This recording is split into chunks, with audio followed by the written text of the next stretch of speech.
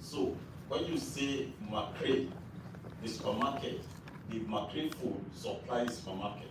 So instead of the money for the pastries, bread and so on going out, it's also come back to us. So in that way, we felt it's something that was worthwhile. It brings about employment because employment was generated, and I feel that's also part of the innovation. And so we try to link up other subsidiaries one way or the other.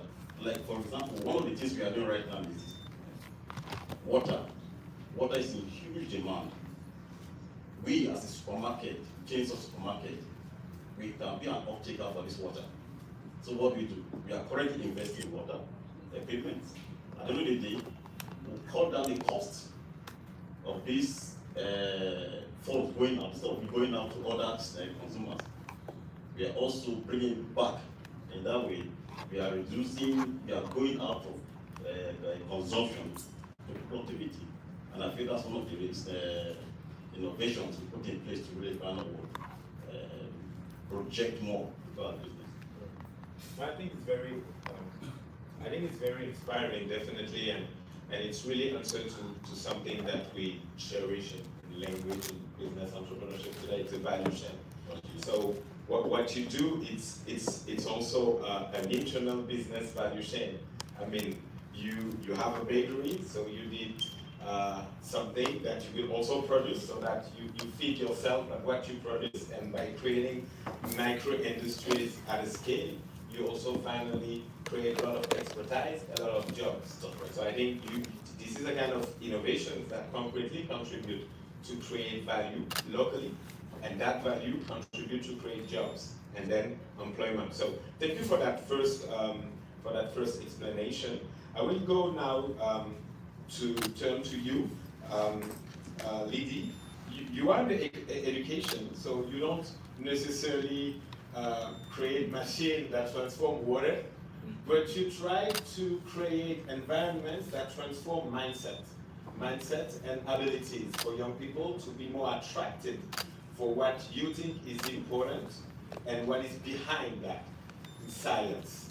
You have one main and important program that become very famous, your flagship, the Next Einstein Forum, that have been very famous across the world now, and very important for Africa. We always hear in conferences that we need more students doing STEM, we need more students in science, we have less, and you design and develop a disruptive, innovative action through IMS. Why first, and how do you describe it as disruptive? Thank you very much, and thank you very much to the Place University for having us here. It's really delighted. Before answering your question, I just want to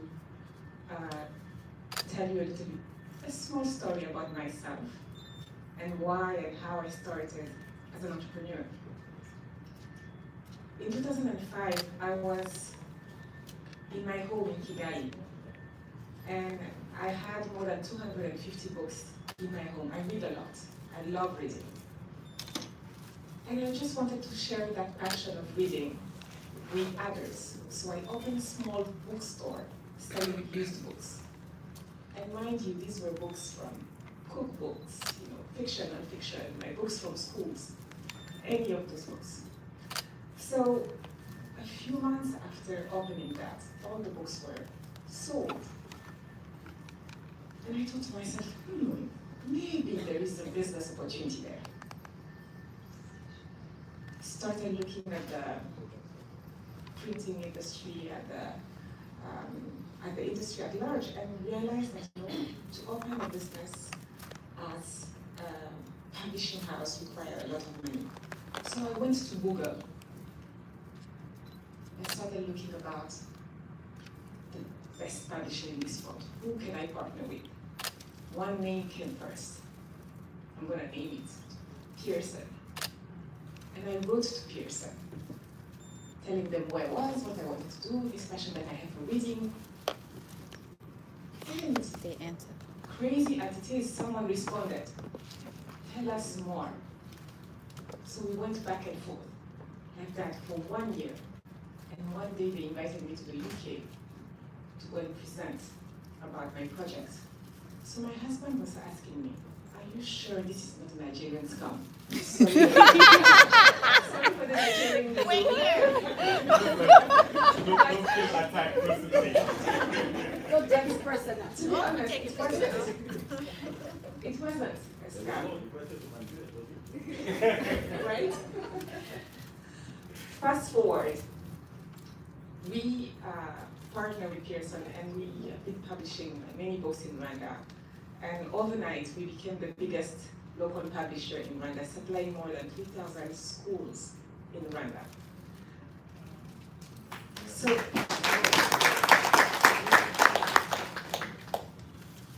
when I joined AIMS in 2017, I joined an organization which has a fabulous mission, which is to train the brilliant minds of the continent in math and science at the highest level. But not just any brilliant minds, but the brilliant minds in the villages. These young people in Burkina Faso, in Congo, in Senegal, in Rwanda, my home country, who were extremely good at math and science, but in other circumstances could not get or afford this education. So every year, we have more than 7,000 applications to come to AIMS for 300 spots every year. Every year, we train 300 young men and women in artificial intelligence, in mathematical modeling, in climate science, and in pure math. We've been doing that since 2003, 19 years. More than 2,800 of those graduates are working all over the world. But the beautiful, beautiful part of it, 70% are staying on the continent. 70%. What are they doing? Working in math departments in universities, working for the government, working in the private sector. We have one of the biggest research labs on the continent. And what is very particular about the research lab that we have, we are working with our students to solve real problems. We're not just doing research for research. We're doing research to solve problems. And those products and services that we are creating in our research labs, that's what we call our innovations. That's the innovation that we have. So for the next 10 years, we want to scale education, employment, and the discoveries that we have in our centers. That's what we want to do. I think that deserves a round of applause. And I would say that we all here wish you the best to get to that reach. And I'm sure maybe not all, but few of the people sitting in those tables could be good fit of partners to achieve it, as this is the Opportunities for Africa meeting. Now I will give the floor to Karine Babasseur from Senegal. Karine, you are the ecosystem builder and innovation lead at DARE. As I was saying, DARE is a first organization of its kind in the public sector, in the government, one of the first, maybe. Rwanda could challenge me.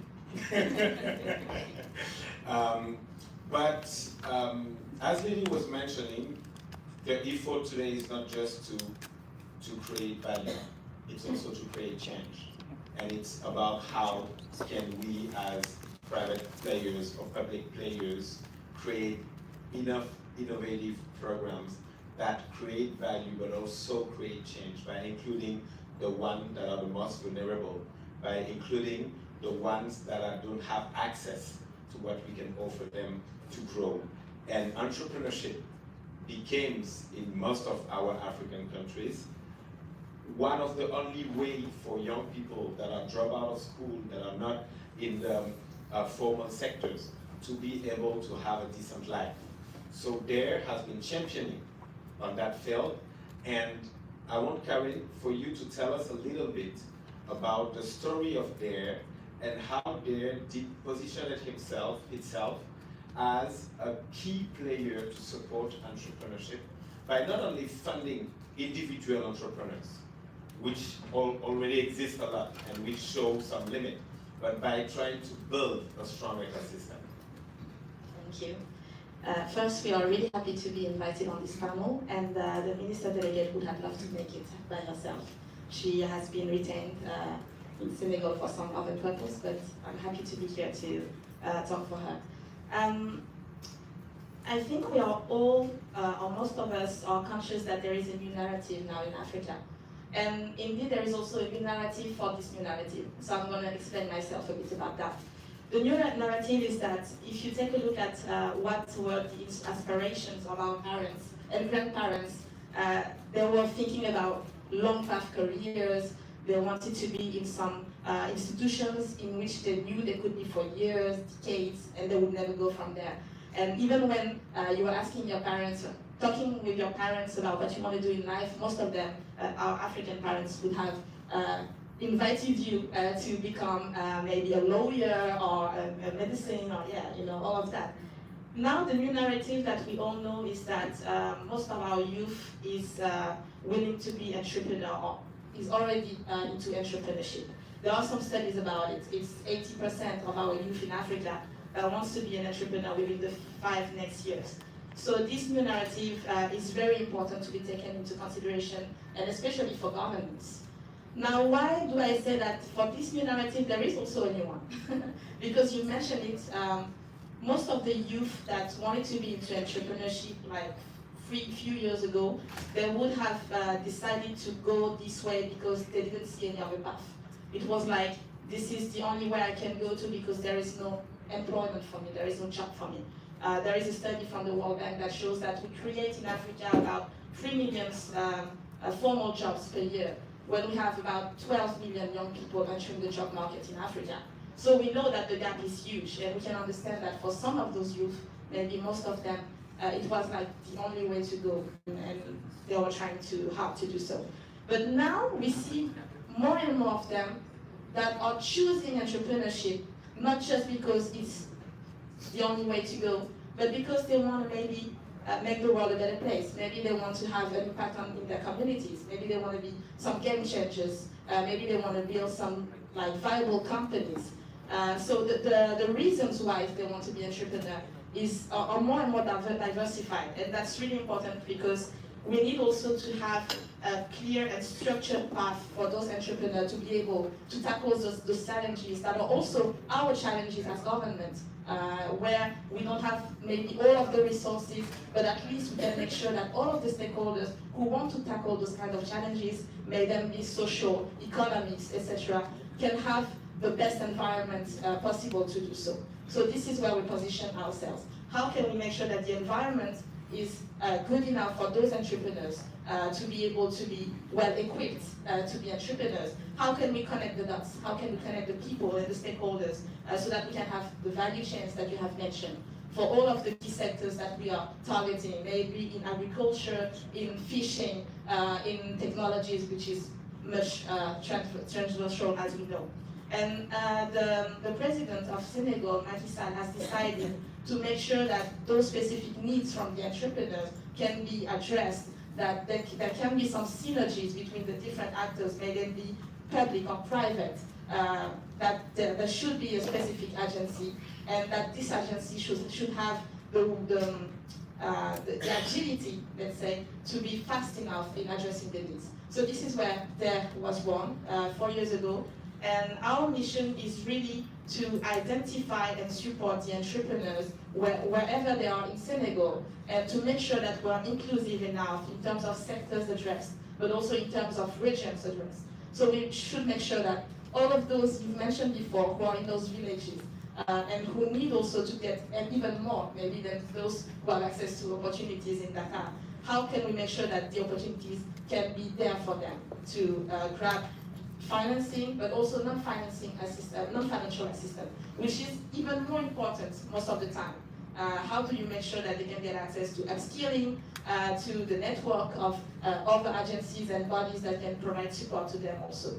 So I think that Senegal has been really a pioneer in terms of entrepreneurship among the pioneers. For example, we've had the first tech incubator that was Francophone Africa Tech Incubator that was launched in 2011, Cetic Dakar. But even beyond that, if you take a look at our landscape, you will see that we have amazing entrepreneurs who have been there for decades.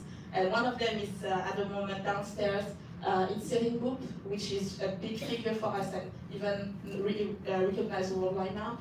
We have also Ibrahim Adjad, who was in the previous panel.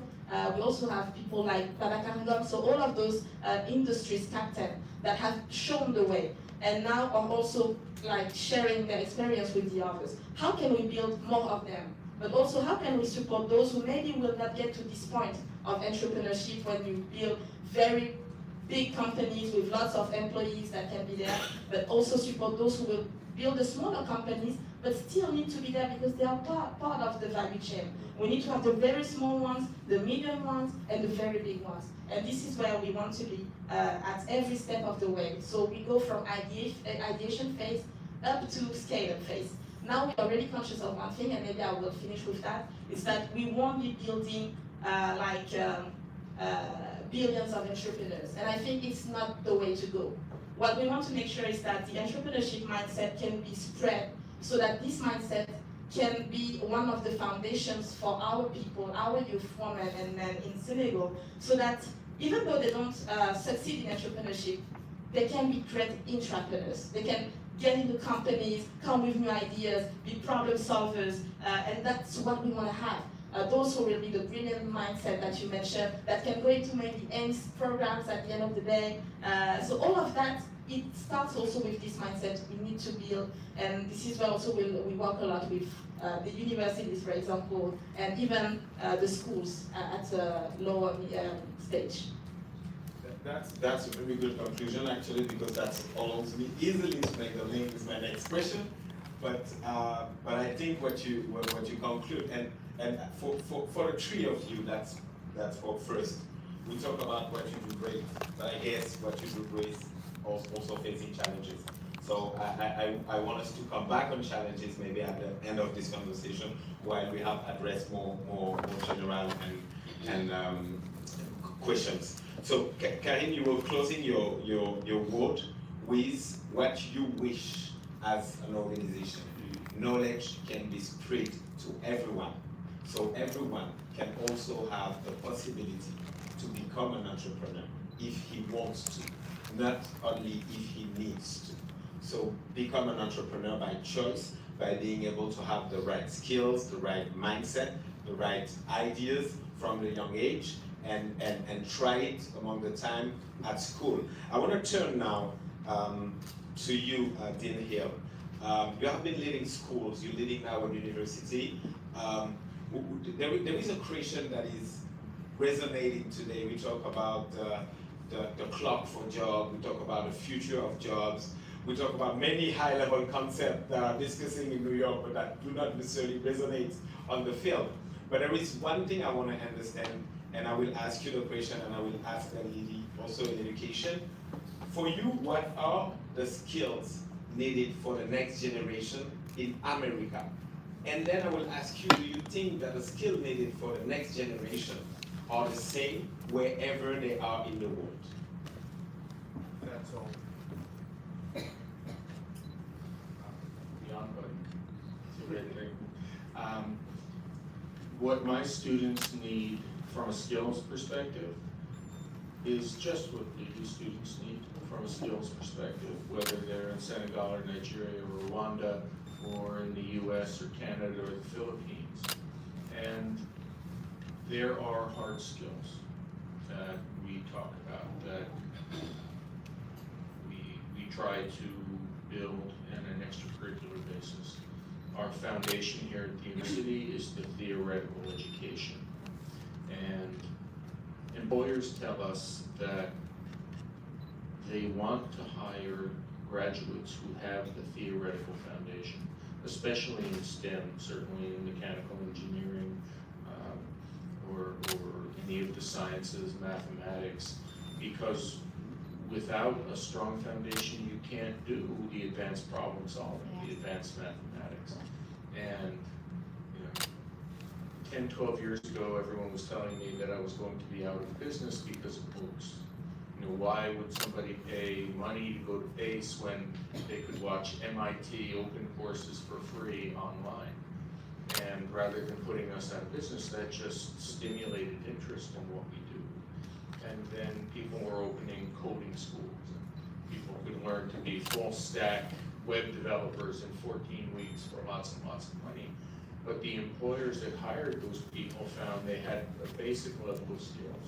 You know, they copy and paste code and change tags, but they didn't have the foundational knowledge to do more advanced problem solving. And just mentioned, in Senegal, there's a focus on giving people the ability to solve problems, because that's what the world demands, that's what our lives demand, that's what employers demand, is someone who can come in and make a problem right. So we believe that a proper education is one that gives students that theoretical foundation in whatever discipline. You know, the theater students were out here rehearsing, but I get the biggest kick out of it.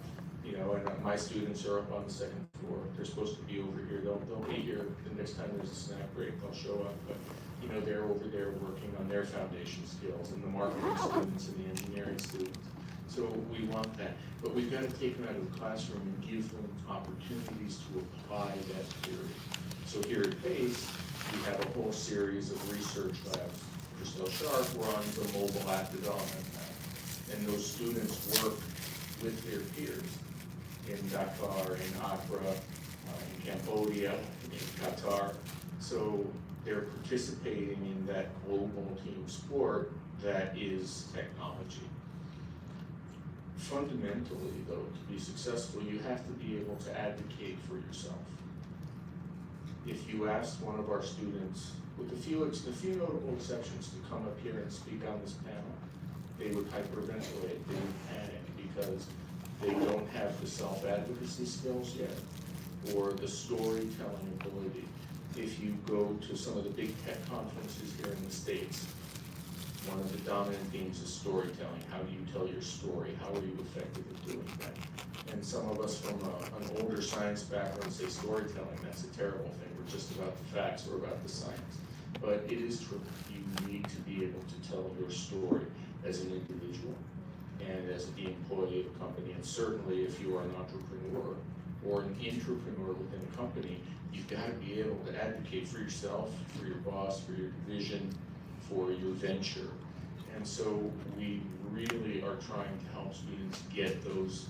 They're sometimes referred to as soft skills, and I think that's a bad term, because there's nothing soft about them. They're absolutely vital. So foundation, applied skills, self-advocacy. In education, we are very much in the people development business. And here at PACE, we don't have some of the advantages that the top 20 universities have in terms of they go out and find talent and they bring it to them.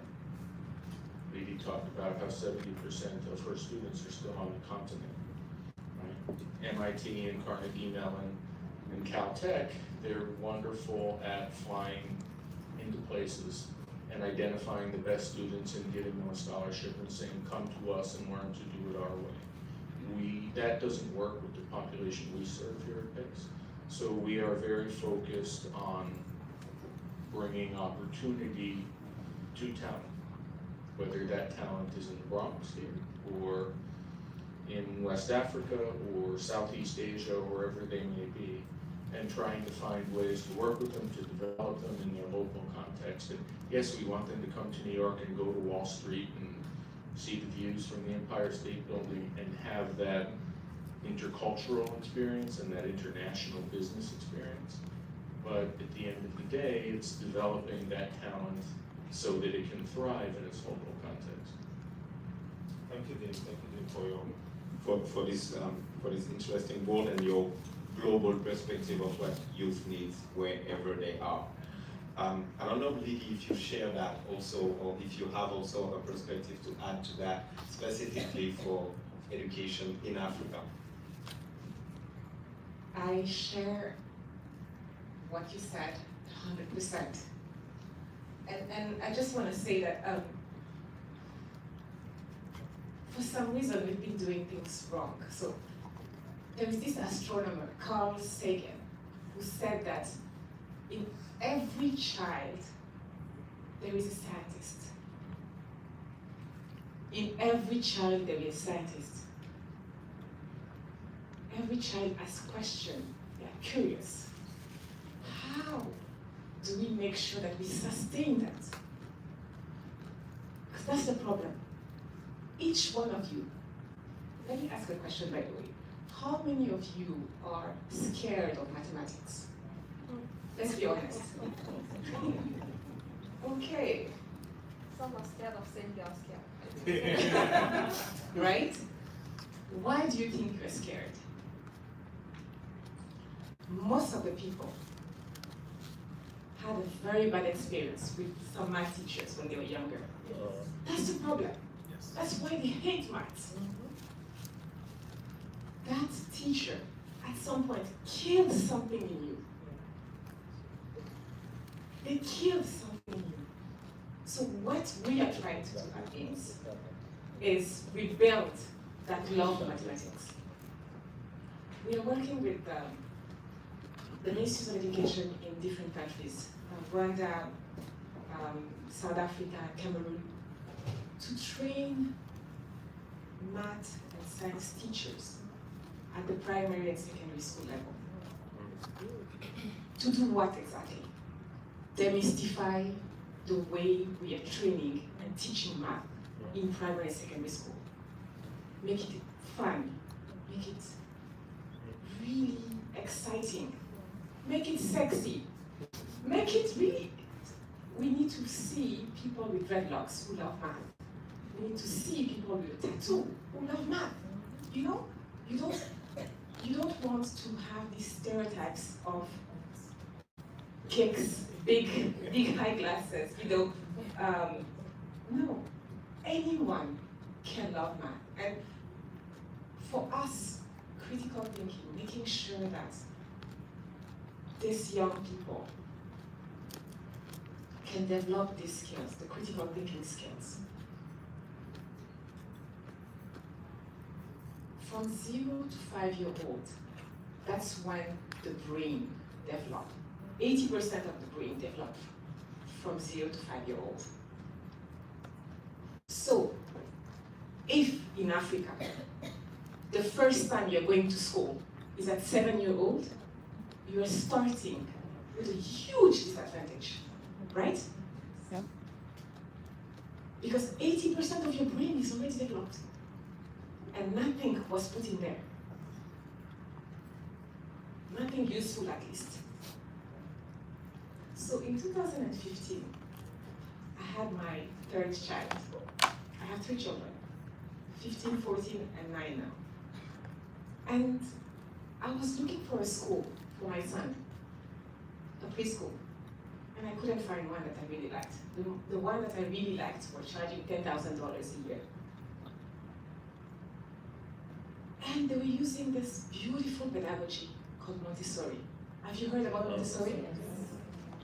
Oh my God. That pedagogy is really about letting the child learn by himself. And the role of the teacher is to guide. You're not there to tell the child what to do. You are there to guide. And that's what we should be. We should be guiding our young people because they know. They are scientists already. They know what to do. They will come to you with questions. So be ready to answer those questions. So to cut the story short, critical thinking is extremely important. Learning how to persuade, learning how to sell yourself is extremely important.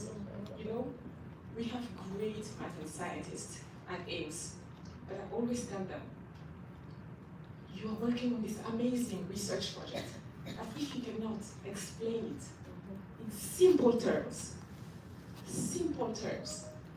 to your audience, it's useless.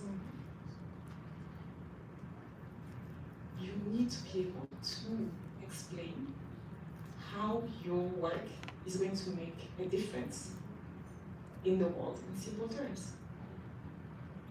And those skills are hard to learn. And we need to learn that as young as possible. Not when you're at the university level, but as young as the primary level. It's so important. Yes, it is, actually. Education, even this year, UN General Assembly topic, what about transforming education? How can we make education more meaningful, more accessible, and how can education can really build the people that are supposed to get to the SDGs or make our world a better place. Kahin, the next question is about what do those young people that are educated today, they are to get jobs in the future. But at the same time, education is not transforming as fast that the job market is transforming. So my question was about what are the jobs, and maybe more for the market you know the best, that are the jobs for the future in Senegal or in Africa, from your perspective. And if you want to come back on education, please feel free. Yes, I will take a second hat here because in another life I set up a startup which is in edtech. So I was not an entrepreneur but an intrapreneur, and we've seen so many challenges with our youth in terms of self-confidence first.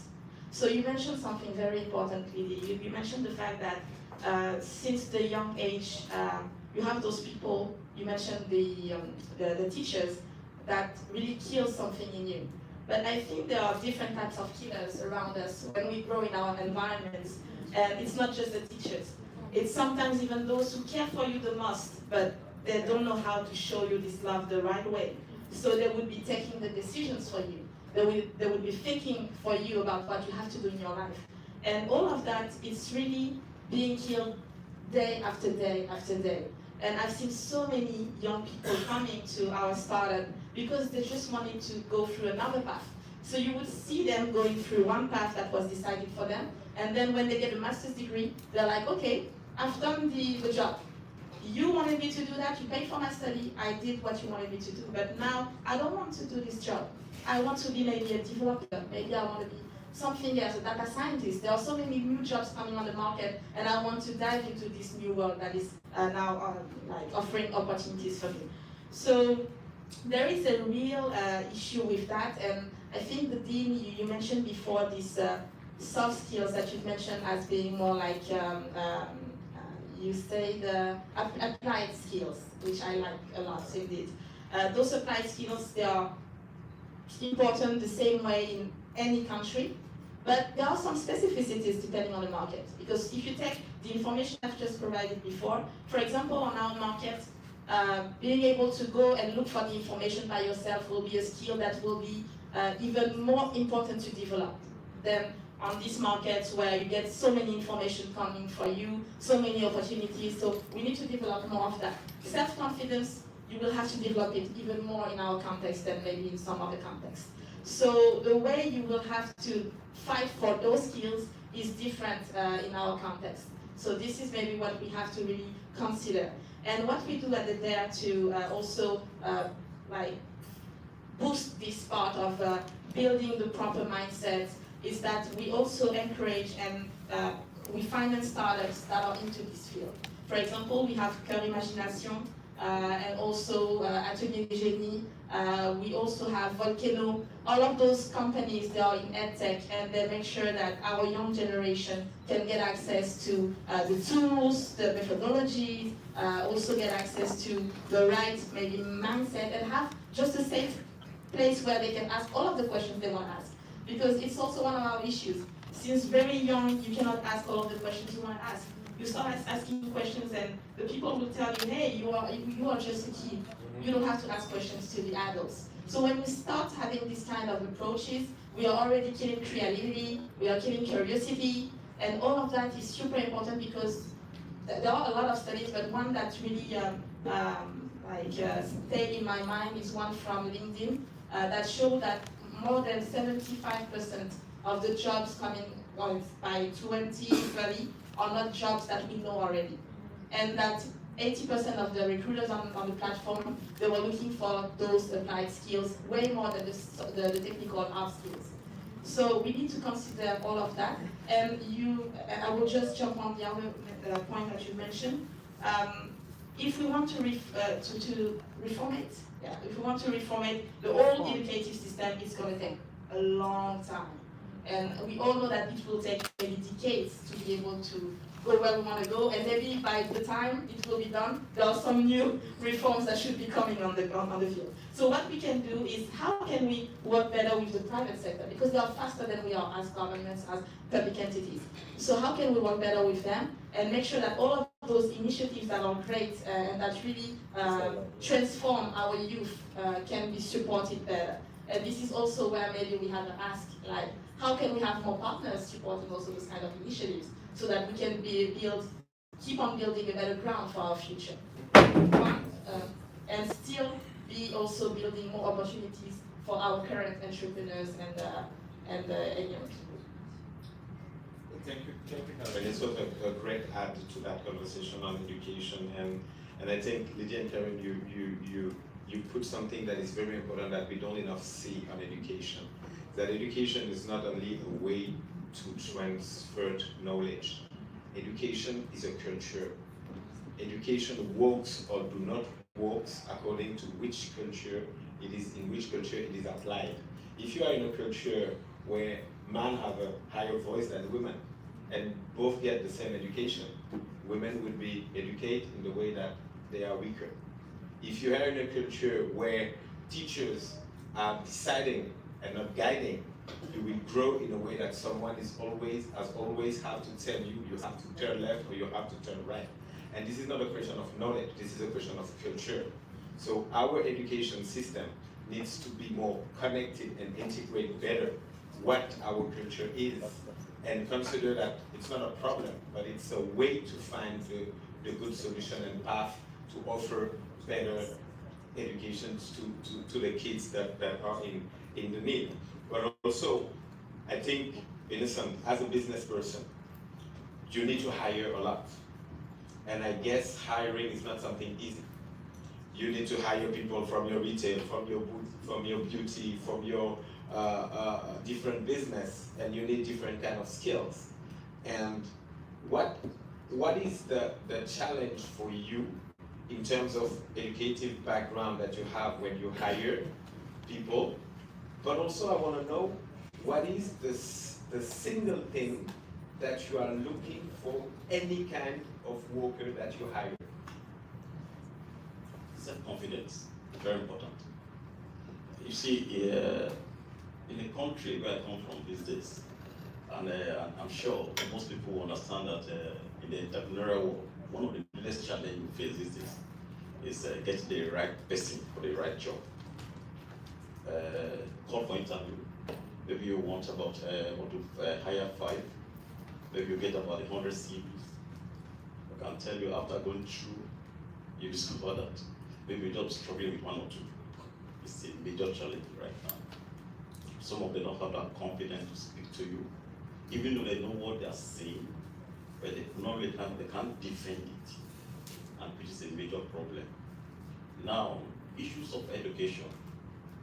You see, education starts way far from even when you are yet to enter into school, just as you say. But these days, I think our parents tend to kind of force us to do what they want, rather than guiding us appropriately on what to do. And at the end of the day, you see, most of those students, or most of those people we are calling for to employ, they try to kind of tell you what their parents wanted them to do in the interview session. They don't have that, they lack that confidence to really, this is what I want to bring down. Now, if you ask me again, that the next thing to do in terms of future, when it comes to entrepreneurial, I would say all of us will go back to the farm. Agriculture is the end thing, the next thing. We just have to go back there. For example, one of my subsidiaries, the foundation, will do what we call annual feeding. And at this annual feeding, where we get a lot of foodstuffs, rice, pasta, and so on and so forth. Yes, the farmer in the village might not be making that money. And the reason they're not making that money is because the foundation is to them. So, I, the middleman, that tend to be the off-takers, buy those stuff from them. A little bit of addition in terms of value, and make more money than my parents, aunties, uncles that stayed in the village will make all night, all day to bring out this produce. So right now, I think, and this is one area that the youths are really scared of, farming agriculture. I think it's empty. Because if you look at, take for example this conference, all of us just keep back from our lunch, we eat. That food has to be produced. And my father always says something to me, you know, say you can never get it wrong when it comes to shop food. And that's also one of my motivating factors entering into a kind of food. All of us into a kind of into agriculture. Literally kind of the way that skills, that confidence, that look, this is what we need to do to move the African situation for value addition. So if the right skills meet the idea of I think and excel, we want. Yeah, thank you. So for you, it's clear. Agriculture is the future of work for Africa. Sorry. Agriculture is the future of work for Africa. Yeah, it is. In terms of scale. Scale. Yeah. In terms of And most importantly, value addition. Value addition.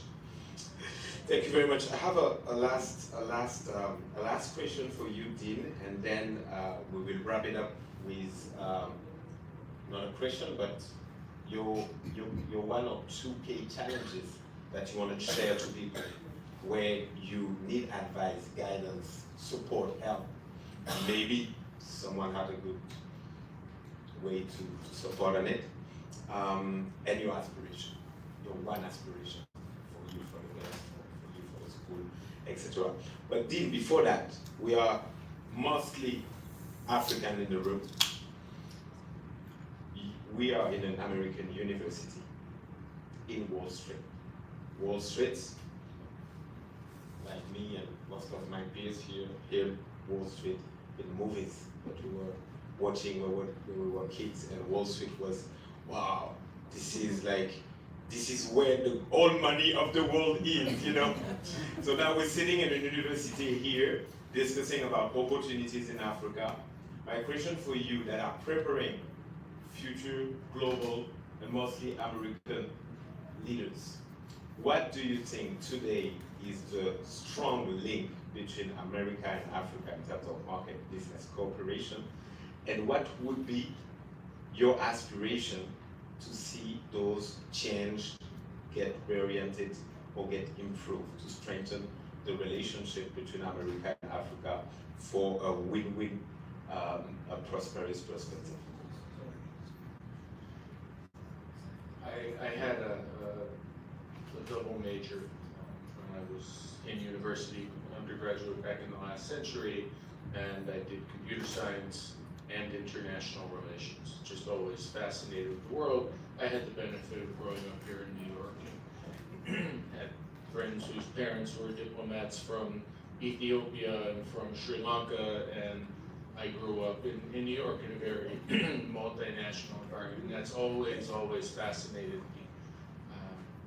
But being here with the expatriate community, I had exposure to African intellectuals, mathematicians, scientists, entrepreneurs, business people, diplomats, and had a great reverence for what I learned in those cultures, and because the collective power that is in the African continent. I talk to my students and I talk to my own children, similar at 27, 25, and 20. So we have a similar spread of 3 children. But you know, I've said to my son, he's working on Wall Street as a software developer. He's had his job for about a year, got his master's third base. You know, he's working on Wall Street. He's a real big shot. He likes to let his father know that, but you know, he sees the opportunity as a very close Nigerian friend from the graduate. He sees the power in these kids, And we talked a little bit about the lack of educational access, lack of inspirational teachers in Africa. It's also the case here.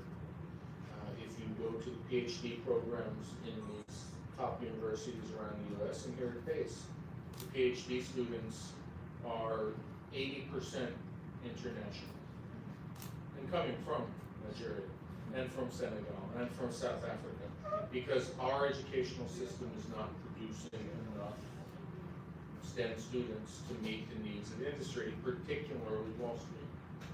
One of the big hiring managers at JP Morgan Chase, also a Pace alum, said to me, we need in the fintech industries here about 60,000 new master's graduates every year just to keep the system working, just to keep it. And so we struggle to keep, I mean, all of my graduates, if they've worked hard, have multiple job offers at this point. And so the reality is the world is going to feed that talent. And I want to see an increasing percentage of those opportunities filled by young people from Africa. But I don't want them necessarily here living in Scarsdale and commuting to Wall Street every day. I want them to be able to do that work from Kigali, from Dakar, from wherever they may be on the continent. The technology today allows that. The technology allows that. What's clear to me at this conference though, Zoom is wonderful. I have great chats with my friend Kamo via Zoom, but the power of being together in this room can't be replaced by Zoom. So we're coming into a world that's going to be a mix. It's going to be a hybrid mix of in-person and distance work, education, business meetings. And we're experimenting with that now. But in a year or two, we're gonna have it right.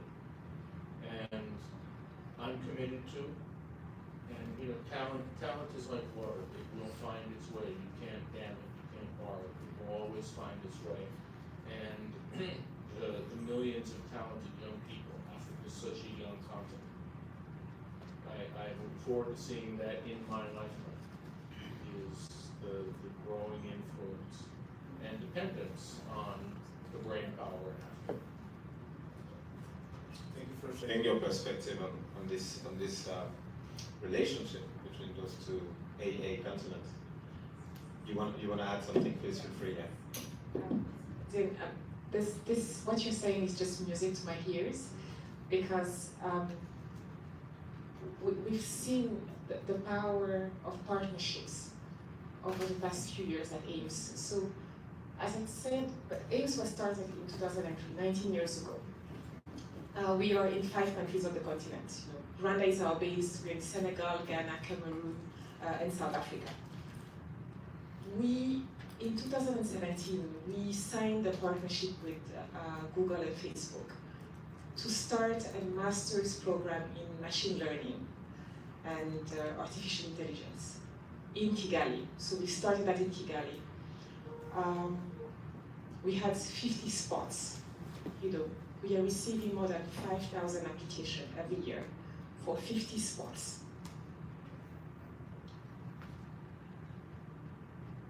It's a 1-year program. 9 months through the program, all the 50 students have jobs. Google is hiring them to go to Ghana, to go to Nairobi, to go to South Africa. Big tech companies are hiring these young people. But what I'm trying to say here, talent is everywhere in Africa. Opportunities is not. Talent is everywhere, opportunity is not.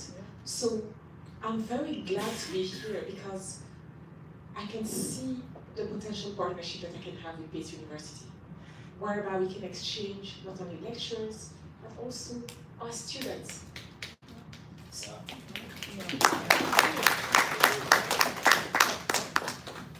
If we have 5,000 young people who are trying to become data scientists, they don't need to come, all of them, here at Pace. They can learn online.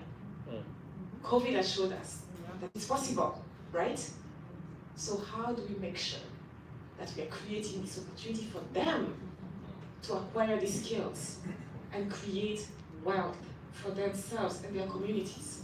Because by training that one person, you don't know the ripple effect that it has on the community. When this young person is getting $100,000 a year, $80,000 a year, it's not feeding only him, it's feeding 20 people behind. You just have to realize that it's so important. So, my mission, why am I doing this every day? Why am I waking up every day to do this? It's because I feel extremely blessed to be working on this mission, making sure that young people have access to this opportunity because they are there, they have the talent. They have the talent. If we don't tap into this talent, they'll go and join Boko Haram.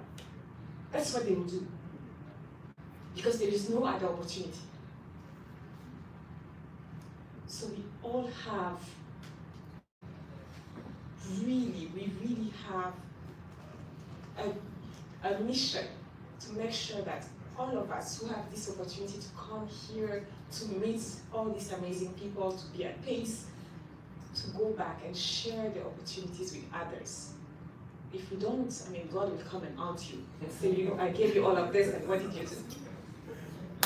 That's true, and thank you for your, I think we can start the round of conclusions, and I think we hear you well, and it's about being bridges.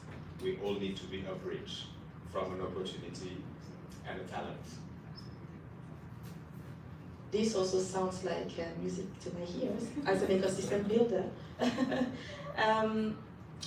We, as there, we want to make sure that any Senegalese, anywhere in the world and in Senegal, can get access to the opportunity to have either technical or financial assistance when it comes to entrepreneurship. This is really a mission for us. But beyond that, how do we make sure that our ecosystem is strong enough for those entrepreneurs, but also for the other ones who may want to come to Senegal and work with our ecosystem to keep on solving the problems. And that's what also was mentioned before in the previous panel, you know. So to do that, we need to make sure first that we have strong connections between the stakeholders, and this is the bridges you are mentioning. But also, how do we build the bridges not just at a national level, but at an international level? And I think this is also why we are here today. How do we make sure that we can share and spread the message about what is going on? And also, how can we have more partners? You mentioned partnership, it's super important. There is a very good friend of mine that I consider as a big sister, Eva Soebion, co-founder of I4Policy, who always says that the future is co-created. And I will say that the future is co-created, and even the present has to be co-created. So how do we make sure that we can really work all together on that? What we need is, we need more financing for our youth and young entrepreneurs so that they can really test their ideas, fail if they have to fail, because maybe it's the second, third time that they will succeed, but they have to get the opportunity and the chance. The same as in the Silicon Valley, where it's so easy, almost easy to get access to those kind of money. So we need more people to be able to switch maybe their mindset into, instead of financing property, maybe I should be financing young people that want to tackle real challenges and in new fields, and it can be technology, it can be agriculture, like you mentioned, and that is indeed one of the sectors that we finance the most. So it's super important for us to have those bridges. And I've mentioned any Senegalese in any part of the world, meaning also the diaspora, which is the second maybe target I will really emphasize here, even though we have many other needs and challenges, but this one is super important. How do we make sure that the diaspora, which is our 15th region in Senegal, and that is super important for the country, for the land, how can we make sure that they can get access to the opportunity to go back to Senegal, or at least invest in Senegal in the best environment and way possible? We know it's super complicated for, maybe some of you here are part of the diaspora. We know it's super complicated for you just to get sometimes access to the information, to understand the processes. Sometimes you have great ideas, but our market is not maybe adapted for this idea. So you need also to get like market information, knowledge information. All of that, how can we facilitate this process? So we need you to also build together these approaches. Tomorrow we will be having also a session around that. It's super important for us to not just come and try to get the money from the diaspora to finance like development projects or anything, but really build together something that is meaningful to you so that we can make sure that at the end of the day, the money coming to Senegal from our diaspora is not just going into maybe buying some food, paying the bills, because it's most of the money. It's most of the money that goes into that. When this money could be used for something way more impactful. So this is also our ask. Those are very important asks.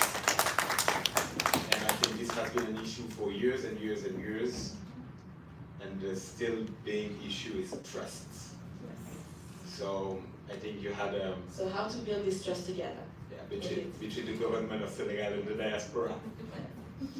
It's a really good try, and I hope it will work because I think we need that. We need to transform feeding money as investment money.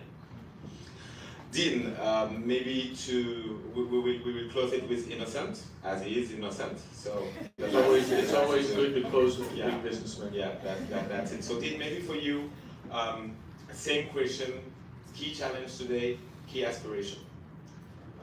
I think the key challenge is to have hope, continue to have hope. We have all been set back tremendously by the pandemic. It's had profound effects on the young people that we're talking about today. It's had profound effects on economic situations, and we're in you talked about agriculture, it's the root of everything. People have to eat. We've got all these wonderful outcomes, the agricultural revolution, but yet they can't get grain on ships out of Ukraine to feed hungry people. And that people have to eat, they have to have clean water to drink. But I'm as a technologist, I do believe in the human ability to solve problems and the basic decency of people. And I do believe that there are enough people that understand that you must bring opportunity to the talent that Lydie was mentioning. And everyone up on the stage and everyone at this conference is committed to that.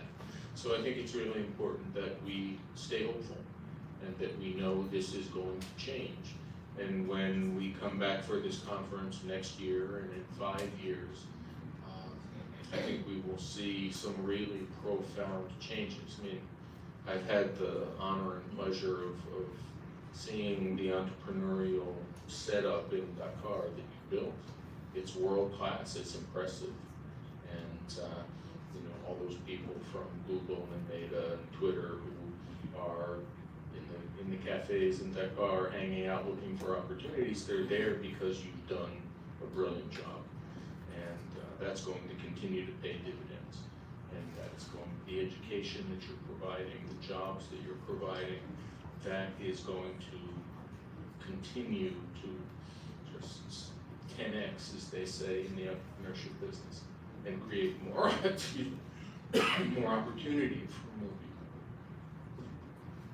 people. If I can just jump in on this one, because I forgot to mention something that is pretty important. It's that also we are building infrastructures. So we have a big project. I want to take this opportunity to share about it. We are building an innovation hub, which is named the Mohammed Ben Zayed Center. And we've been doing a pilot for 1 year now with the D-Hub, which is an innovation plateau, a 1,000 square meter plateau, where we have been testing a lot of approaches around pre-incubation, incubation, acceleration, even Pan-African acceleration with partners like Startup Bootcamp. We work with the accelerators and incubators locally, with schools, and now we want to scale this to this innovation hub. So you've mentioned what has been done so far. We have great perspective of what will be next. And if anyone here is also interested in this project, please come to see us. Great, Innocent. So you're the last word, and then we're gonna open not the floor for question, but I think the floor for conversation with people in the room.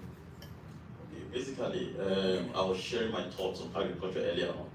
and I felt the value addition is key. I was about giving an instance of my foundation. For example, we'll do what we call annual reach out, where we feed close to about 7,000 persons every year, and that costs us a lot. For example, the money we use to spend in buying grains alone, thousands of dollars, and those community, we're able to gather them and say, okay guys, look, we are going to be your off-taker. Why don't you produce this thing? Forget about the fact that you'll be looking for here to go and sell this stuff. We are giving money ahead. Take part of it after you produce, sell it to us. And from there, be able to kind of refine and we'll still take it back to that same community. In fact, this year is going to be one of the anchored phase of that particular innovation. And so, this value addition is key. But getting into that value addition realm requires a lot of investment. Take for example, if you want to kind of set up a rice mill right now, it costs a whole lot. The payments, most especially in my country, the part of the world I come from, population of over 200 million people, and these 200 million people are just depending on less than 4,000 megawatts of electricity. So you can just imagine how crazy it is. Now in the business community here, you battle with electricity, you battle with generator, the power is not there, so you just have to kind of create alternative. And that's where generator comes in, the solar system comes in. So the overhead is actually huge. We pray that someday we'll get it right to move from that 4,000 maybe to 50,000 megawatts. While other countries are celebrating 100,000 megawatts, 60,000 megawatts, we are being prayed to just move to 100,000 to 50,000 megawatts. So investing in those value chains is a huge lot of opportunities that I will encourage everyone to kind of come in and tap into. Because there's so much to be done, so much to be done. And if we can get it right, I tell you, the return is massive. Thank you. Thank you, Innocence. That's, very... Those are very important challenges, and I think, and I will take back the word of Dean, like hope. Hope is, I guess, what also drives you to say, this is a challenge today, but this won't be a challenge tomorrow, and I need to figure it out and pass. So I want to really thank you once again, Wutiko, my friend Kemo, and Marina, for choosing me to be the moderator of this panel, and specifically my co-panelists, Karen, Lydie, Innocent, Dr. Hill. It has been a great moment, very inspirational for myself. I hope it has been a good moment for you too. No, it has not been. Oh, we're very sorry. It is just a shame that we are not able to hear from you, because you also have a lot to share about civic engagement and how you're making sure to bring the forces together to provide better opportunities for youth in terms of employment also. So he has also lots of things to share. Don't hesitate to go and see him after. Thank you, Karen. And yeah, so this is what we wanted to do. Take half of the time to share and take the other half of the time to really discuss. So I will not call for questions. If you have questions, please feel free. If you don't have questions, but you want to add something to the table of what has been discussed, what have been pronounced as a challenges, as an opportunities for our panelists, or even for yourself, please feel free. I will be myself the one working with the mic. So yeah, the first one is always the hardest to get. So please, yeah, great. Thank you so much. Welcome. Appreciate it. Thank you, everybody. I would like to first thank Kimo for this great event. I'm very proud of him. Met him recently. My name is Demba. I come all the way from Columbus, Ohio, but I'm originally from Senegal, West Africa. I am a banker. I work for US Bank, but at the same time, I have a startup in Senegal. I go very often to Senegal. I used to work for Airbnb, and one day, one guy, American guy, was going to Senegal, and he couldn't get a hold of his host. And I felt very bad for the country of Teranga, which means hospitality, to having to experience this type of issues. And with a platform that's located in the United States, I was like, it needs to happen in Senegal. The platform needs to be located in Senegal because the service is in Senegal. And that's when I decided to create my startup. So the first thing I wanted to add to the discussion, I'm very happy to hear your wise word and knowledge. I was really touched by what you talked about, the killers. And your two killers are the worst killers, honestly. I deal with them. I've dealt with the math killer, and I'm dealing with the other killers, your family, your friends. You know, you have a lot of killers around us, especially when you're an entrepreneur, because we're not used to have a crazy guy, because an entrepreneur is crazy sometimes. A crazy guy with a crazy idea, sometimes a little bit selfish, trying to do something that maybe nobody else did, or in a way that nobody else did it before. And you experience a lot of criticism. A lot of people doubt on you and be like, why you want to do this? This thing is easier. You can invest your money here. Why are you doing this? Why are you wasting your time? If you're not strong enough, if you're not mentally strong, you don't have the foundation and people supporting you, you're going to drop out. I don't know how much money I've spent. I've never gained any money, but I'm still standing tall. And I feel like that's killing a lot of entrepreneurs. The other thing we talked about is the culture. I feel like we have a big issue. There's a big gap between the way entrepreneurship is seen in our culture in Africa. We talked about being able to sell your product, being able to sell your project. A lot of people in Africa, especially in my culture, I'm a Fulani. If you look someone in the eyes, it's called disrespectful. When I first came to France, I was part of a small group. I was studying in France, and for many years, I was not looking my group leader in the eyes. It was a project, and after many months, he kept that in his heart. He was really offended. I didn't know. He was offended because he felt I was always lying to him. He said this to people. He said, "Demba is always lying to me. I feel offended." And he came to me. He confronted me and said, "I want to ask you a question. I think me and the other girl, a French girl, we think you were lying to us all the time." And I was like, "Why you say that?" I said, "You never look me in the eyes." And I was shocked. I was like, "That's a crazy accusation." And I explained to him. I said, "No, it's not because, I was lying to you. It's because in my culture, if you respect someone who's an elder, who's your boss or something, you don't look him in the eyes." That's another challenge. I think Dara is doing a great job. Honestly, kudos to Dara. I went to many countries in Africa. What you guys are doing is amazing. But I have some criticism, if you allow me to do so. You guys are doing something that's very rare in a French colonized country that used to be colonized by French. Because we have to admit it, the US, the American culture, and the English culture is completely different from the French mentality. Like, it's faster when you're dealing with people like I work mostly with Nigerian people, Liberian people, than people from Senegal. It's very slow. Like you gotta explain. The process is really it's crazy.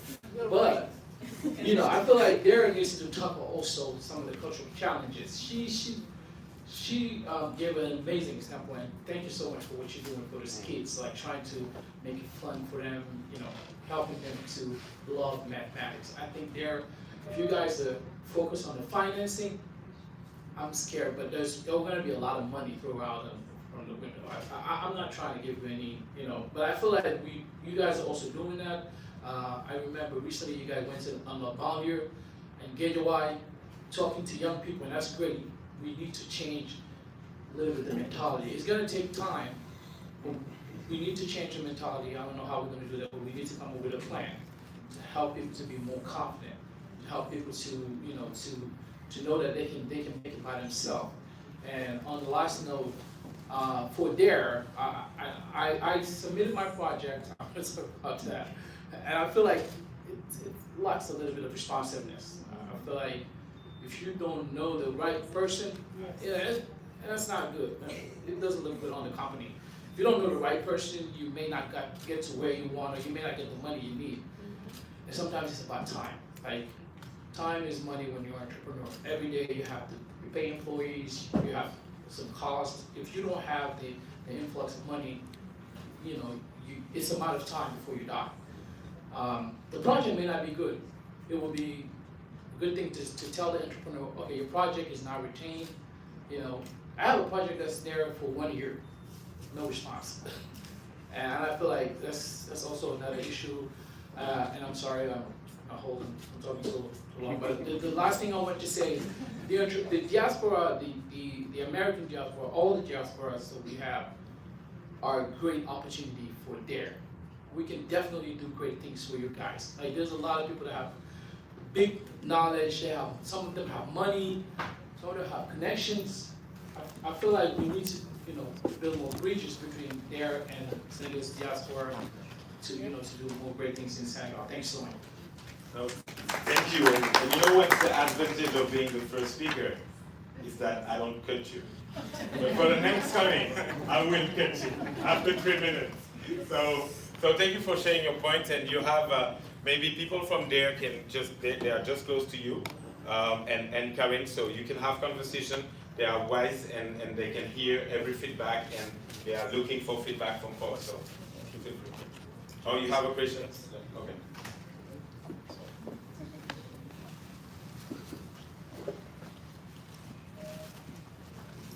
Hi, it's not a question really.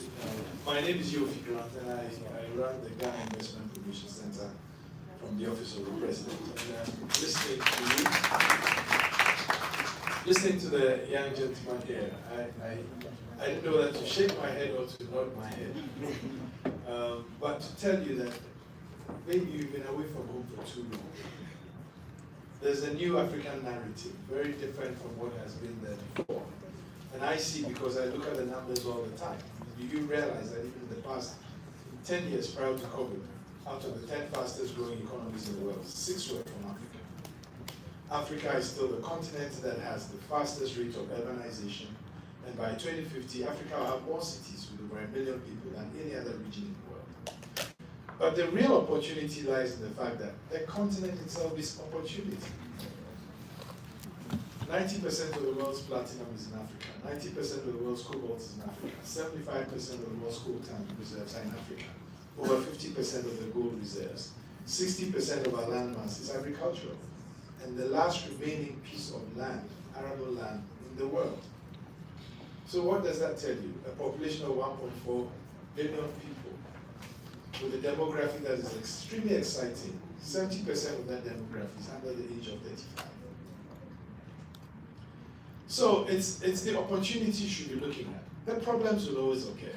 Even here there are issues if you want to set up a business. But we shouldn't lean on the problems. And I'll tell you something, a trick. I've been an investment banker all my life. The more resistance you get means that the more opportunity there is. And you know, you're a banker, the risk-reward regime tells you all that.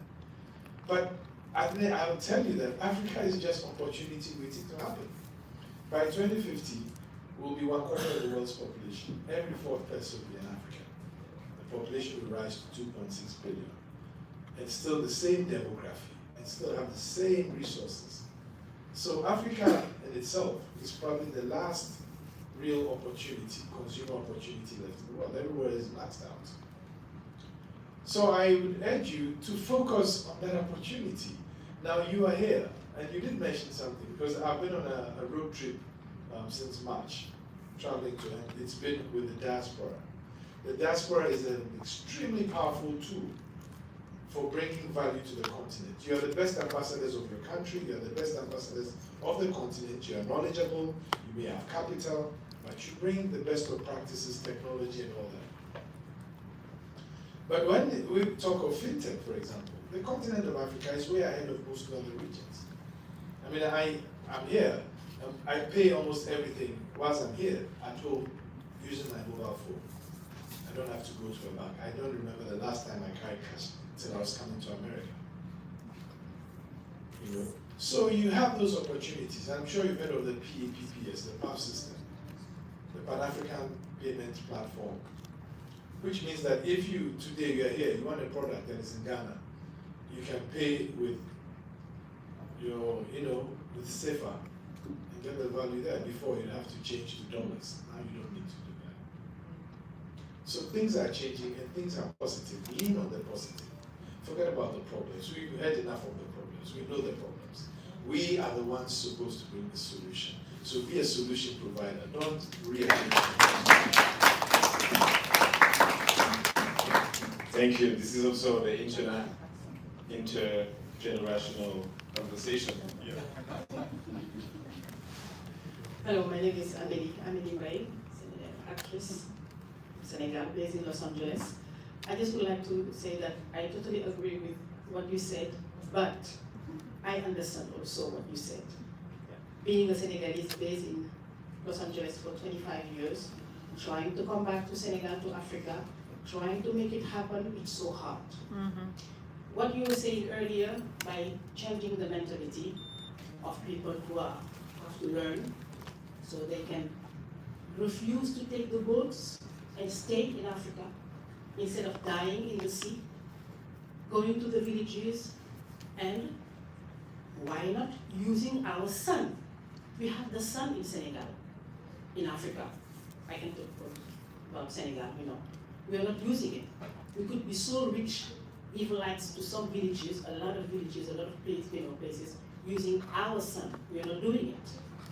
When we talk about changing the mentality, we can also, we have to learn how to also change the mentality of people who are already there, making money, having, you know, companies, and how to make them accept, allow us who come from here, Europe, America, to be able to bring our knowledge, work there, stay, you know, help the people who are already there, bring our experiences, and stay instead of being disappointed, instead of saying like, oh, we had a dream, and unfortunately, we have to go back home. Home is what? America? So it's just, I just would like to say, to just add for whatever you were saying and tell you that I understand what you were saying, and also just it just makes me wonderful. But it was a good one because we need to hear everything, not jumping any of them. I had the hand raised there since a long while, so I will go here. So the boss of the two hands.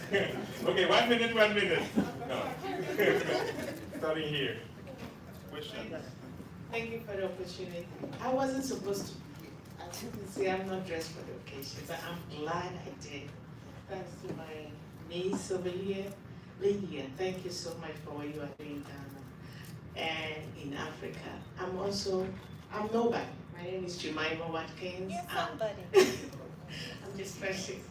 I'm a single mom of 3, but I had opportunity. My children had opportunity to be with Head Start. There's a program here called Head Start. I don't know about New Yorkers here who live here. There's a program here called Head Start. You have your children have opportunity to be there till 5, which they sponge. When you are having a conversation with my 11-year-old, you will be wow, which I will love.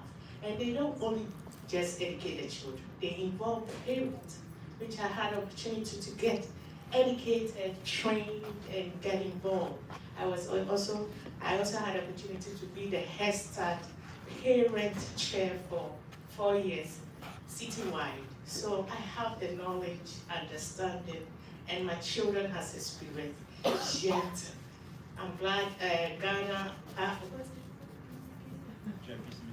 Yes, I'm glad, Mr. Grant, you are here. I'm from Ghana, anyway, West Africa. I would love to give these opportunities to the parents and children in Ghana, but for ordinary Ghanaians, not the ones who have money to send their children to rich, but a market woman. Ordinary Ghanaians, but to get into it, I don't have much, but the funds, I don't know where to start, what to do, and how to do it. So I'm really, and this is coincidence, but I think it's God. I'm glad I'm here today, and thank you for inviting my niece. My niece is here from Ghana, but she's staying with me. She talked about, she said, I may be interested in, let me also register and come see what is going on. And I'm glad I did. Thank you so much for this. Can I respond to you? First of all, you're not nobody. It's very important. Thank you. Well, I'm just referring as individuals being here, calling their names with No. You are somebody, you are a mom of 3 children, right? Yes. And actually, a single mom, you are a hero. Yes. Right? So,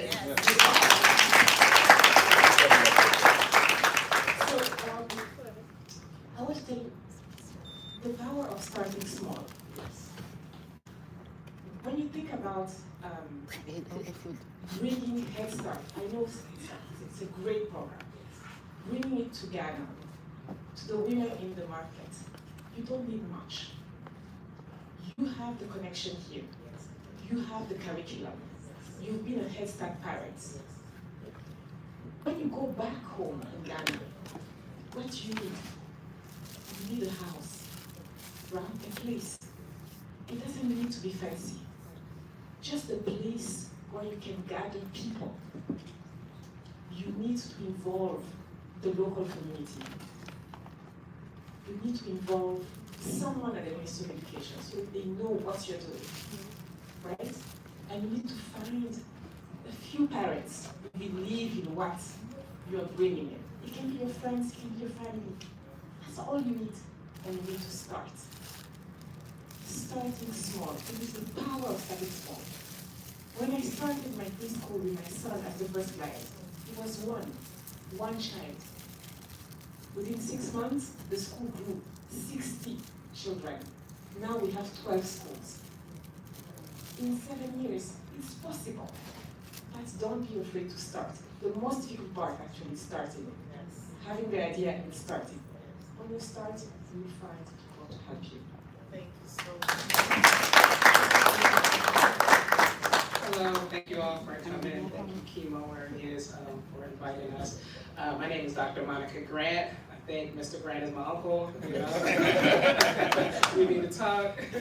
I want to introduce myself to the panel because I want to network with you, and so I don't want to chase down a whole bunch of people. I want you to know who I am.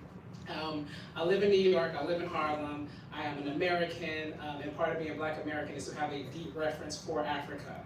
I've got my ancestry, I'm Kenyan, Nigerian, I love Africa, I've been to West Africa, I still need to do more traveling, and I've been in a position of leading several different organizations. My superpower is organizing people. I can deal with your drama, your wahala, and at the end of the day, I'm gonna still put you to work. I can get people to move. And so I'm the president of the Asian African Chamber of Commerce, USA, so I help in trade. I've also had the opportunity to charter a Rotary Club based in the Philippines. And so this year, my focus was on how do I create an organization that is deeper than just being a LinkedIn organization. I want more than you just posting, hey, I'm a part of this, but I'm not involved, right? I want something that people are actually getting active in. And so since March, we've been developing something called the Social Entrepreneur Toolbox. And it's a learning platform that teaches social entrepreneurship from people that are actively entrepreneurs and engaged in social entrepreneurship. And so we're just launching this month. We had an open house on Tuesday. We're having our first class next month around climate change sustainability. We have members from over 11 different countries. Italy, we have a nice membership in Monaco, West Africa, the Philippines, Singapore, here in America, and we're expanding. And beyond, I think the Dean was talking about having a hybrid type of environment, of having the remote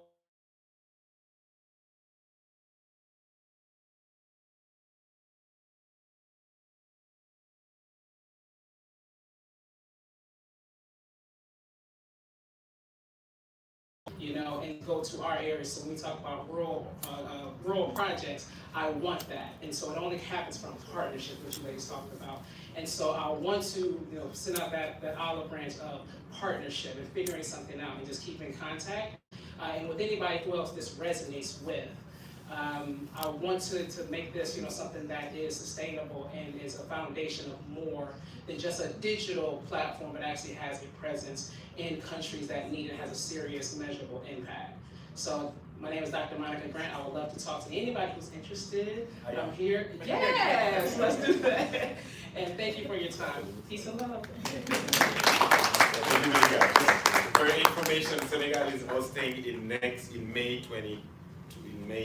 May, the Sustainable Economic Forum, so which includes social entrepreneurs from all over the world. I'm here. So, and tools and things, so that should be very interesting. Sorry, I have been called to conclude. So really, if it's a question, I can take it. If it's a No, okay, so get Palma. I'm sorry for that, but the boss speaks, so I will just thanks everyone again. I'm happy that the conversation is really nurtured and that yeah, I did not see a lot of people get out of the room, so it's a positive sign of a good conversation. Thank you very much to all of you. Our panelists are still around, so if you have specific questions according to their journey or what they do or advice that you need or more information, please feel free to reach out to them. And yeah, that's it. Thank you again to the 3-4 of you. And let's keep the day running with other panels and things. Thank you very much, everyone.